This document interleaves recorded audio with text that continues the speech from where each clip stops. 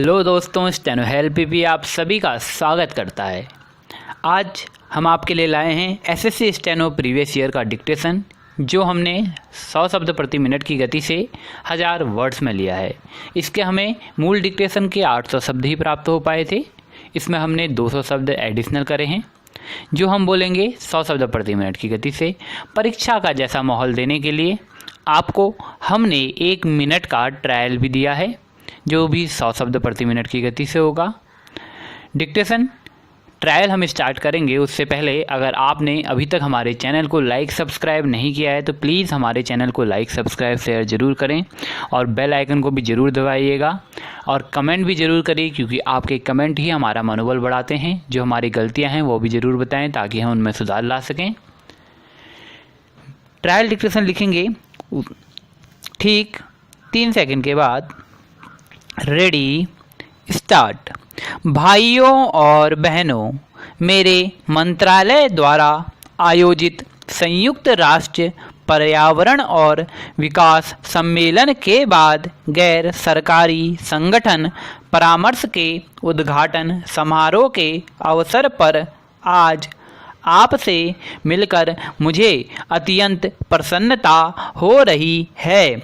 संयुक्त राष्ट्र पर्यावरण और विकास सम्मेलन से पूर्व भी हमने इस प्रकार के परामर्श किए हैं और उस समय मैंने यह वायदा किया था कि शैक्षिक क्षेत्र तथा अन्य विशेषज्ञों के साथ इस प्रकार का परामर्श किया जाता रहेगा।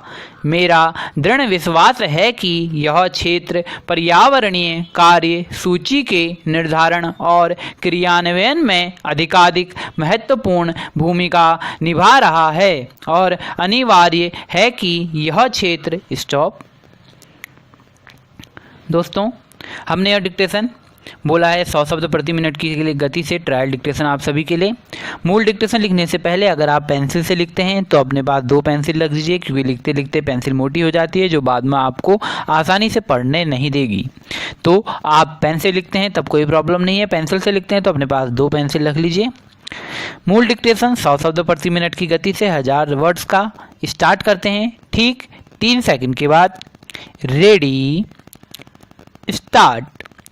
सभापति महोदय, मैं आपके माध्यम से केंद्रीय वित्त मंत्री जी द्वारा जो सामान्य बजट प्रस्तुत किया गया है, मैं उसे देश की जनता के लिए एक निराशाजनक बजट की संज्ञा देता हूँ। इस बजट से वर्तमान सरकार का असली चेहरा उजागर हुआ है। वर्ष 2014 के लोकसभा के आम चुनाव में वर्तमान सरकार ने जनता से जो वायदे किए थे वे 4 वर्ष बीत जाने के बाद भी पूरे नहीं हुए हैं। इससे प्रतीत होता है कि देश की जनता से एक बार फिर वर्तमान सरकार ने वायदा खिलाफी की है। श्रीमान सरकार ने देश के 2 करोड़ बेरोजगार नौजवानों को प्रतिवर्ष रोजगार देने का वायदा किया था और इसी आधार पर वह सत्ता में आई थी। लेकिन इस बजट में बेरोजगारी दूर करने हेतु कोई गंभीर उपाय नहीं करके देश के बेरोजगार नवयुवकों को निराश किया है। बजट में जिन योजनाओं का जिक्र किया है वे केवल एक छलावा मात्र है। इस सरकार ने चुनाव में महंगाई कम करने के बारे में भी एक वायदा किया था और सत्ता हासिल की थी, लेकिन इस बजट में उपभोग की चीज़ों को और अधिक महंगा किया है। इस बजट में आम आदमी को कहीं कोई भी राहत नहीं की है। मैं यह भी कहना चाहता हूँ कि महंगाई ने तो पूरे देश में कमर तोड़ रखी है। महंगाई 7वें आसमान पर पहुंच चुकी है और सरकार द्वारा इसे कम करने के लिए कोई प्रयास नहीं किया जा रहा है। इसी प्रकार उज्ज्वला योजना की दुहाई तो सरकार देती है, परंतु गैस की कीमतें कम करने की दिशा में कोई गंभीर प्रयास नहीं किए जा रहे हैं। जहां तक सीमा शुल्क की बात है, सीमा शुल्क में जिन वस्तुओं पर इस बजट में बढ़ोतरी की गई है उससे आम उपभोक्ता को चपत लगी है। साथ ही सरकार ने स्वास्थ्य संबंधी जरूरी सेवाओं पर 1% सेस में वृद्धि करके आम आदमी पर बोझ डाला है। वर्तमान सरकार के समय में पेट्रोल एवं डीजल तथा रसोई गैस के दाम लगातार बढ़ रहे हैं। प्रस्तुत बजट में इस बढ़ती हुई मार को रोकने के लिए कोई उपाय नहीं किया गया है। अगर हम किसानों की बात करें, यह कहा गया है कि सरकार किसानों की आय को दुगना करेगी और 50% से भी ज़्यादा अधिकतम मूल्य देने की घोषणा की थी, लेकिन इस बजट में कोई ठोस निर्णय इस सरकार द्वारा नहीं लिया गया है। यह इस बात को दर्शाता है कि वर्तमान सरकार किसान विरोधी मानसिकता की द्योतक है। श्रीमान, मैं किसानों के बारे में एक बात और कहना चाहता हूँ। किसानों के लिए जो योजनाएं बजट में दर्शाई गई हैं वे लोक लुभावन योजनाएं हैं। योजनाओं की घोषणा तो कर दी गई है, लेकिन सरकार उन योजनाओं को कैसे पूरा करेगी इस पर कोई ध्यान केंद्रित नहीं किया गया है। वित्त मंत्री जी द्वारा प्रस्तुत बजट गरीब विरोधी है। इस बजट को मैं अमीरों का हिमायती बजट कह सकता हूँ। यह बजट ज़मीनी हकीकत से दूर है। 4 साल तो सरकार ने कुछ नहीं किया और आगामी लोकसभा से पहले यह वर्तमान सरकार का अंतिम बजट है, जिसे मैं सिर्फ कागजी कसरत करार दे सकता हूँ। यह बजट बिल्कुल हार मान लेने वाला बजट है। सरकार ने स्वयं कहा है कि वह अर्थव्यवस्था में अहम मुद्दों का समाधान करने में विफल रही है। इसलिए मैं बजट को देश की जनता के लिए निराशाजनक बजट कह सकता हूँ। मध्यम वर्ग, किसान वर्ग और देश के गरीबों के लिए यह बजट कतई राहत देने वाला नहीं है।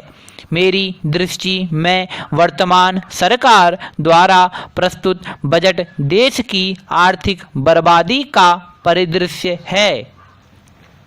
जहां तक बजट को सदन में प्रस्तुत करने की बात है, हमारी सरकार का यह निर्णय देश हित में है कि इस बार बजट के साथ रेलवे बजट को शामिल करके वित्त मंत्री जी द्वारा बजट प्रस्तुत किया गया है।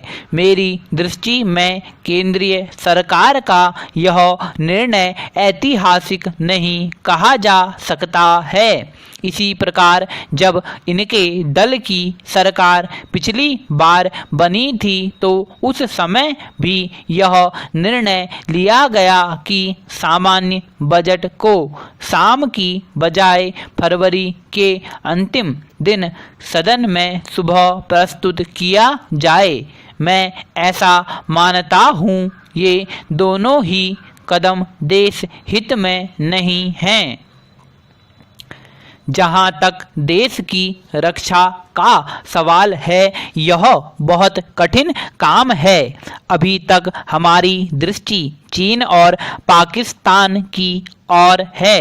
पाकिस्तान के साथ हमारे 3 युद्ध हो चुके हैं और चीन के साथ 1 युद्ध हो चुका है, लेकिन इतने वर्षों के बाद भी स्थिति शांत नहीं है। पाकिस्तान के साथ हमारी सीमाओं पर आतंकवादी गतिविधियों के कारण खतरा बना हुआ है। जहां तक चीन का संबंध है, चीन का अभी भी डोकलाम पर कब्जा है। इस स्थिति में अभी तक कोई विशेष परिवर्तन नहीं हुआ है। इसके बारे में भी केंद्रीय सरकार को गंभीरता से विचार करना चाहिए। रियो सम्मेलन अनेक अर्थों में एक ऐतिहासिक घटना थी। इससे पर्यावरण और विकास के आपसी संबंधों के बारे में और इन विषयों को एक साथ हल किया जाना क्यों और कैसे आवश्यक है, इस संबंध में अत्यधिक जागरूकता उत्पन्न हुई है। पर्यावरण और विकास के संदर्भ में गरीबी और अमीरी के अंतर संबंधों को बेहतर तरीके से समझा जा रहा है।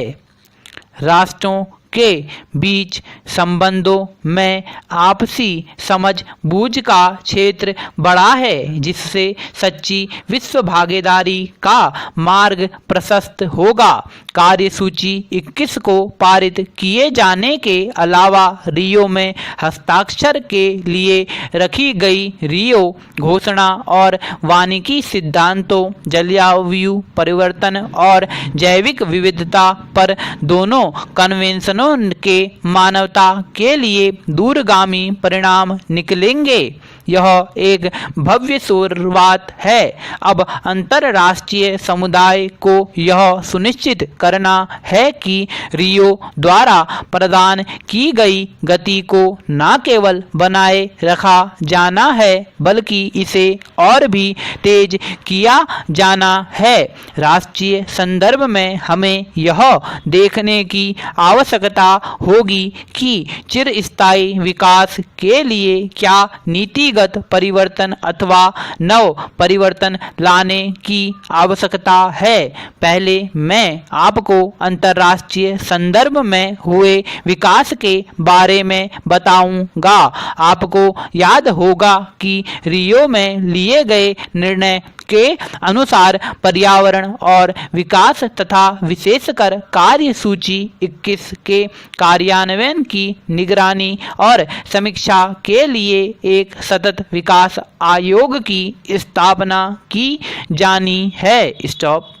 दोस्तों, हमने डिक्टेशन लगभग 100 शब्द प्रति मिनट की गति से ही बोला है। अगर आपने यह डिक्टेशन लिखा है तो इसका ट्रांसक्रिप्शन जरूर कीजिएगा, जिसकी PDF आपको हमारे WhatsApp और Telegram दोनों ग्रुपों में मिल जाएगी। और अगर आप इसी तरीके से प्रीवियस ईयर डिक्टेशन देखना चाहते हैं तो हमारी प्लेलिस्ट में जाके देख सकते हैं, वहाँ आपको पुराने डिक्टेशन भी मिल जाएंगे।